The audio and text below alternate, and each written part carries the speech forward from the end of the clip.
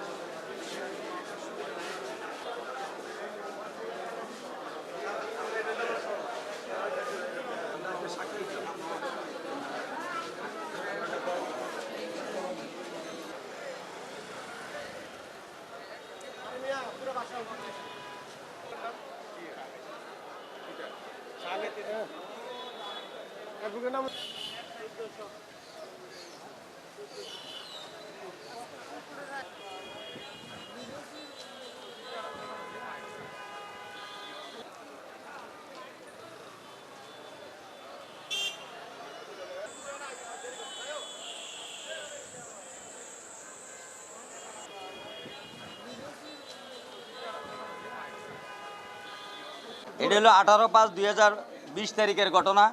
এটা সদর দক্ষিণ মডেল থানার মামলা।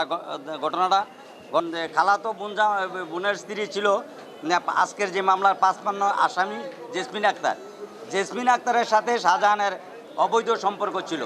এই অবৈধ সম্পর্ক থাকার কারণে এই দিন শাহজাহানের সেলিম ইয়াসিনকে জাপটাইয়া ধরে এবং মিজানুর রহমান তার হাতে থাকা ছুরি দিয়া এই ইয়াসিনের বুকে গাই মারে এবং গাই মারার সাথে সাথে ইয়াসিন মাটিতে লুটিয়ে পড়ে।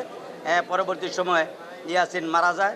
আদালত অতিরিক্ত জেলা আদালত জনাব রুজিনা খান এই মামলাটি চার্জ গঠন করার পর মোট 28 জন সাক্ষীর মধ্যে আমরা বিজ্ঞ আদালতে 9 জন সাক্ষী দিয়ে উপস্থাপন করে বিজ্ঞ আদালতে 9 জন সাক্ষ্য পর্যালোচনা করে অতিরিক্ত জেলা আদালত তৃতীয় আদালত রুজিনা খান এই আসামি শাহজাহানকে মৃত্যুদণ্ড এবং সেলিম মিয়াকে যাবজ্জীবন কারাদণ্ড এবং অনাদায়ে 20,000 টাকা জরিমানা করা হয়।